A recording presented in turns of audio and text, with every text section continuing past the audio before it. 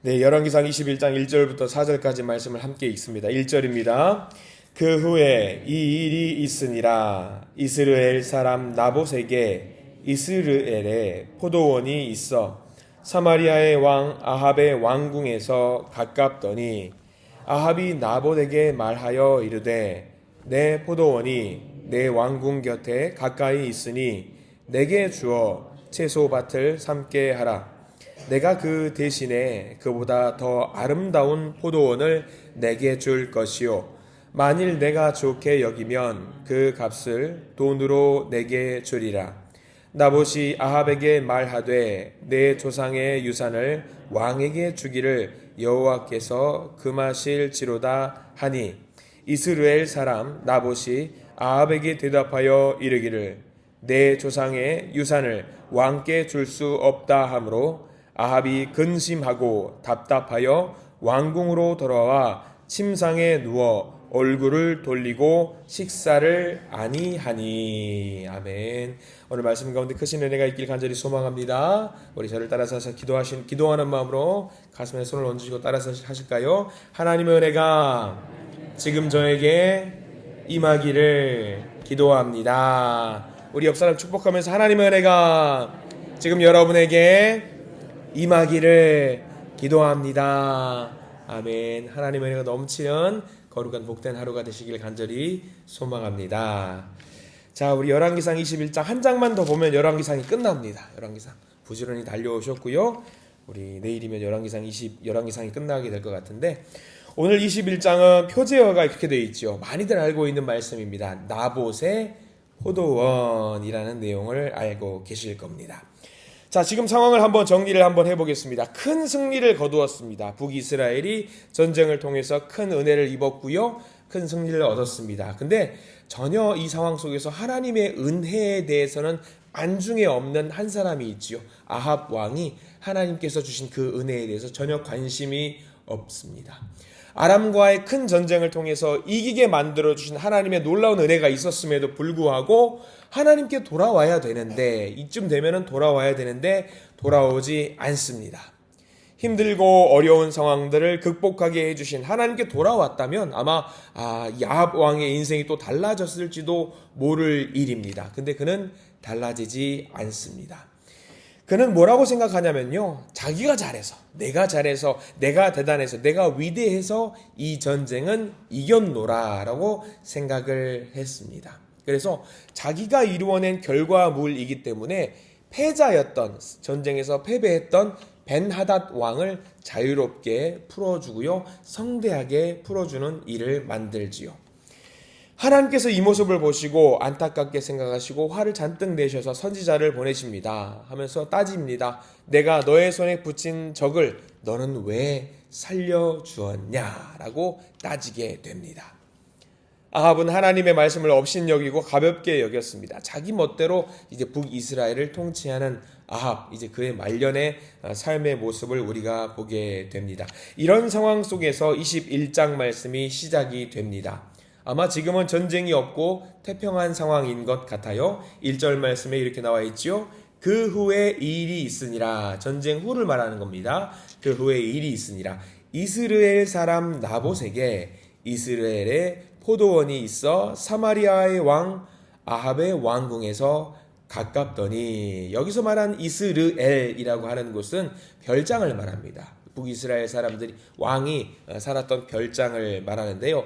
이 별장 앞에 뭐가 있었냐면 포도밭이 있었어요. 포도밭이 있었고요. 이 포도밭의 주인은 나봇이라는 사람입니다.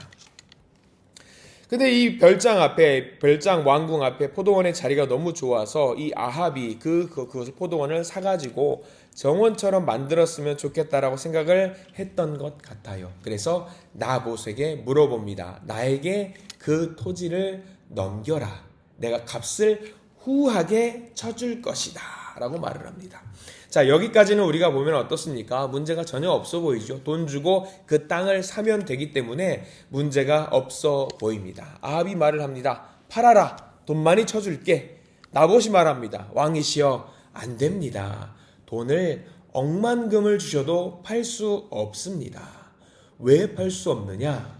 나봇이 말을 하죠. 3절 말씀 다시 한번 읽어볼까요? 너무 소중한 말씀이고요. 3절 뒷부분은 밑줄을 좀 그으셔야 됩니다. 3절입니다. 나봇이 아합에게 말하되 내 조상의 유산을 왕에게 주기를 여호와께서 금하실지로다 하니, 여호와께서 금하실지로다. 율법을 어기는 행위를 자기는 하지 않겠다. 이것은 하나님께서 율법으로 정하신 것이기 때문에 나는 이 땅을 팔 수가 없다. 그렇게 말을 합니다.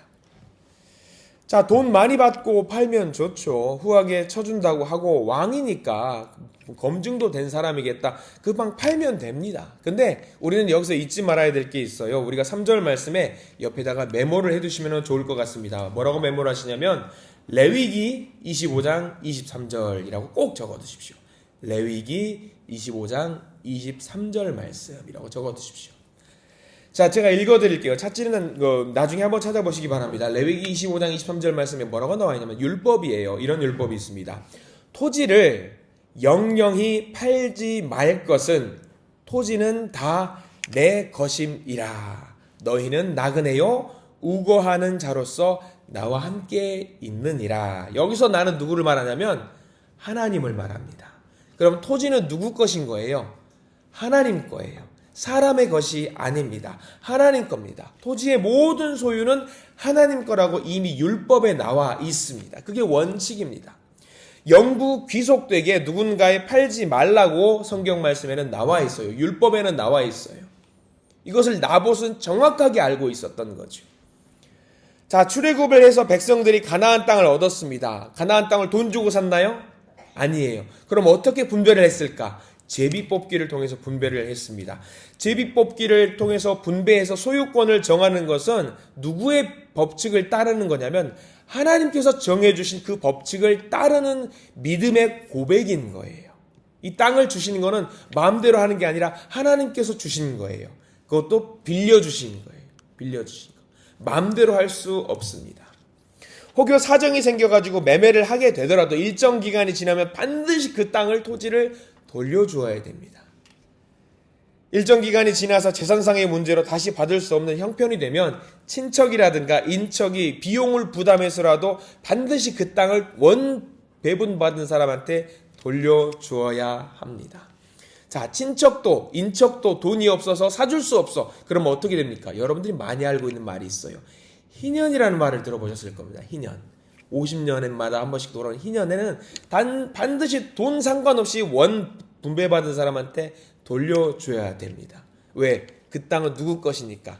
하나님 땅, 하나님 거니까 하나님께서 처음 분배한 사람에게 돌려주어야 되는 율법이 정해져 있는 거예요. 왜 이 율법이 있을까? 가난하고 힘들고 땅이라도 있어야지 가난하고 힘든 사람이 뭔가 해 먹을 수 있기 때문에 그 땅만큼은 그 사람에게 주어야 된다라고 하는 하나님의 율법이 있는 거죠. 아마 우리가 이제 성경 말씀을 쭉 보면서 다시 이 토지를 원래 돌려주어야 된다라는 이 규칙을 가장 선명하게 나와 있는 성경 말씀이 룻기예요. 룻기. 나오미와 룻이 먼 땅으로 갔다가 돌아오잖아요. 돌아와가지고 이 땅을 누가 사주죠? 여러분들 알고 있는 사람. 보아스가 사줘요. 보아스가. 이 내용이 담겨있는 게 룻기입니다. 자, 근데 중요한 것은 오늘 나봇이 이 땅을 절대로 팔 수 없다라고 말하는 것은 뭐냐면요. 이 땅은 내가 가지고 있는 모든 것은 누구의 것이라는 것을 믿음으로 고백하는 거냐면 하나님 거라는 것을 나봇은 믿음으로 고백하고 있는 거예요. 신앙으로. 내가 가진 모든 것은 하나님 것이고 하나님 것이기 때문에 내가 마음대로 팔 수 있는 것이 아닙니다라고 하는 믿음의 고백이 담겨 있는 거예요. 그러면 우리는 알게 됩니다. 나봇은 믿음이 있었던 사람이에요, 없었던 사람이에요? 아주 믿음이 대단히 있었던 사람으로 우리는 볼 수 있는 거죠. 자, 근데 여러분들 어떠실 거예요? 여러분들 만약에 나봇이라면 어떻게 하시겠습니까? 왕이 와서 시세보다 쳐준답니다. 시세보다 많이 쳐준대요. 한 4배, 5배 쳐준답니다. 그러면 여러분들 어떨 것 같아요? 흔들리지 않을까요? 당연히 흔들릴 것 같아요. 시세보다 한 4배, 5배 쳐준대요. 땅값이 예를 들어서 이 땅이 한 1억 한다고 그래요. 일반 부동산 시세에서 1억이면 되는데 어떤 사람이 와가지고 4억 줄게 나한테 파세요. 안 팔고 버티실 분 계실까요? 아마 쉽지 않을 거예요. 근데 나봇이 지금 그렇게 하는 거예요. 나는 결코 세상적인 어떤 이익을 준다라고 할지라도 하나님께서 주신 내게 율법은 절대로 어길 수 없다라는 믿음의 고백이 있었던 거죠. 근데 아합은 이제 이 이야기가 전개되고 나오는 상황 속에서 난리가 납니다. 우리 4절 말씀을 볼까요? 4절에 어떻게 나와 있는지 한번 아합의 마음을 한번 볼게요. 4절 읽겠습니다. 시작. 이스라엘 사람 나봇이 아합에게 대답하여 이르기를 내 조상의 유산을 왕께 줄 수 없다 하므로 아합이 근심하고 답답하여 왕궁으로 돌아와 침상에 누워 얼굴을 돌리고 식사를 아니하니. 자, 이제부터 아합은 어떻게 하냐면 찡찡거리기 시작하는 거예요. 아합은 투덜거리기 시작하는 거예요. 나 그거 갖고 싶은데, 나 그거 갖지 못해. 나 이거 갖고 싶은데 하는 마음을 계속 갖고 있는 거죠.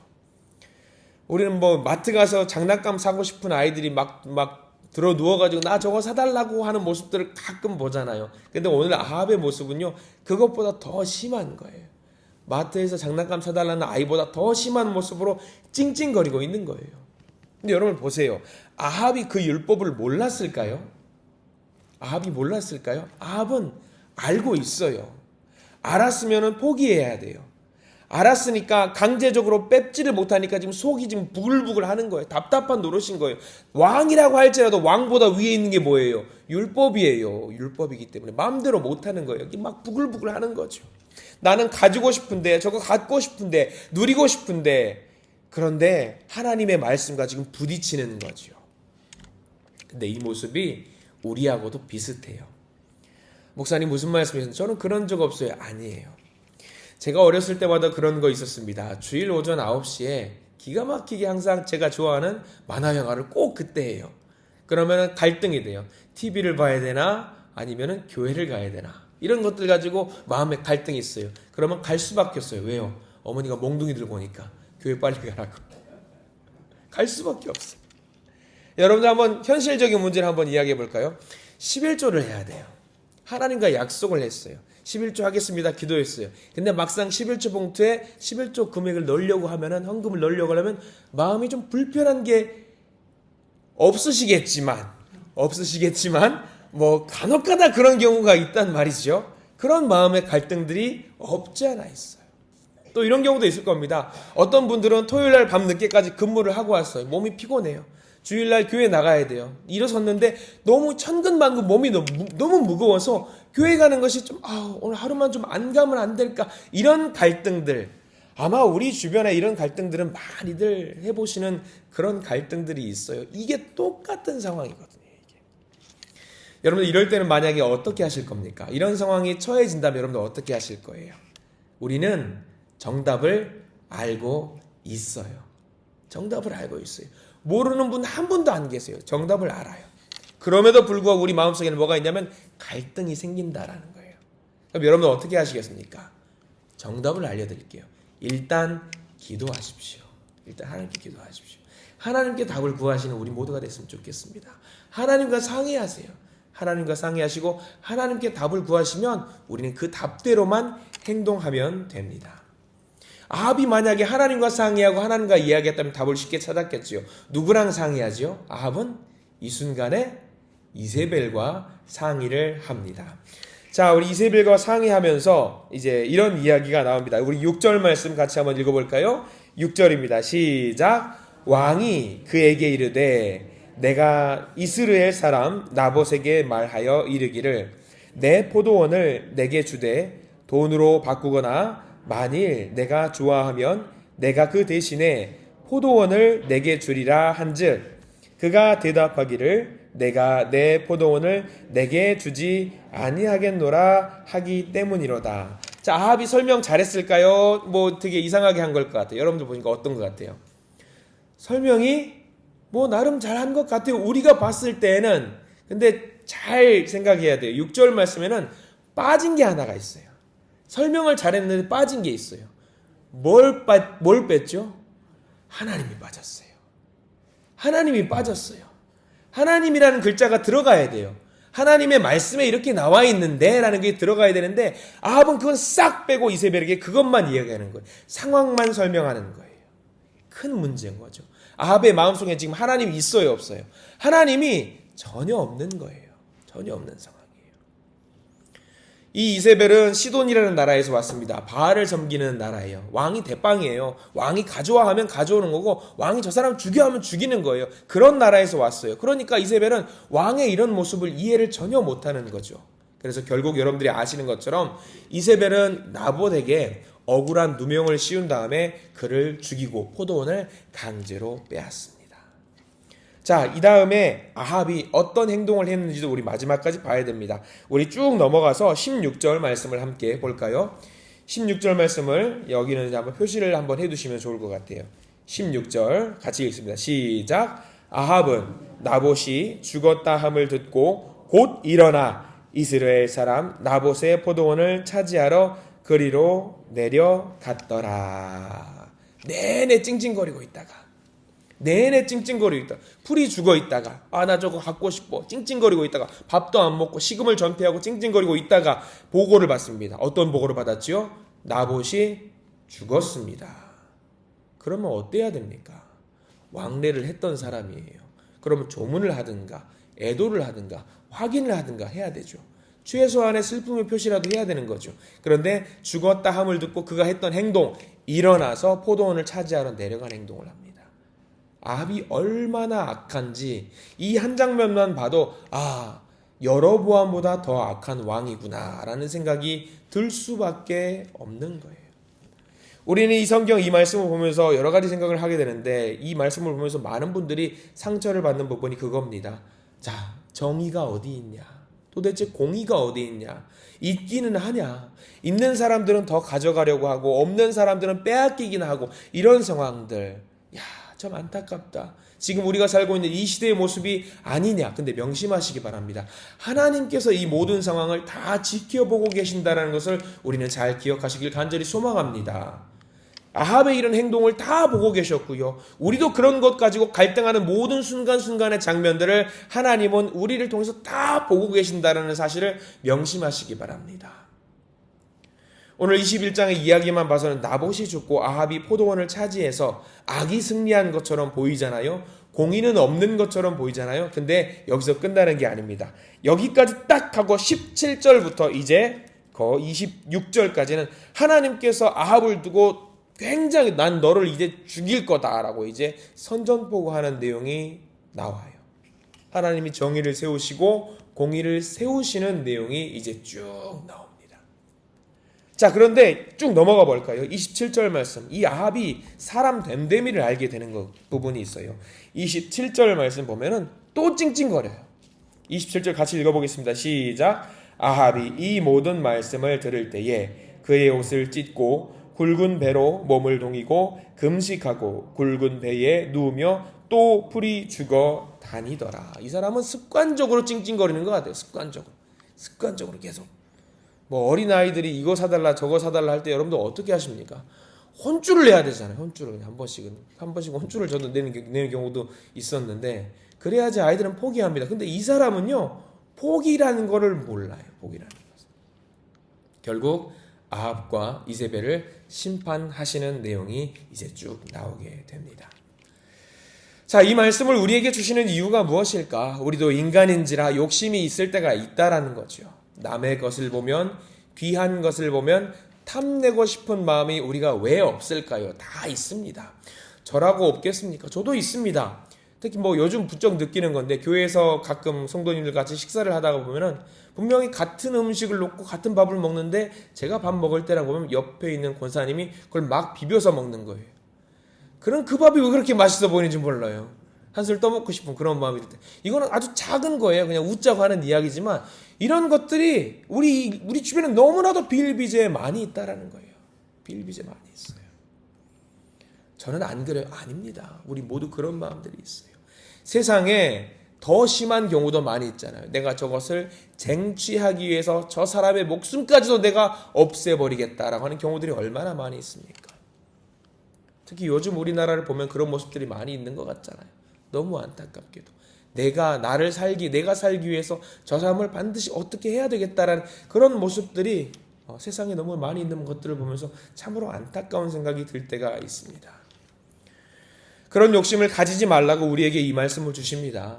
하나님의 뜻은요, 모든 사람이 함께, 모든 사람이 같이 하나님을 섬기면서 정직하게 살면서 행복하게 사는 것을 하나님이 원하셔요.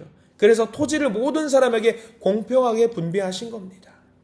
그렇게 하기 위해서는 먼저 우리의 모든 소유가, 우리의 것이 주님께 있음을 우리가 먼저 인정해야 될 줄 믿습니다.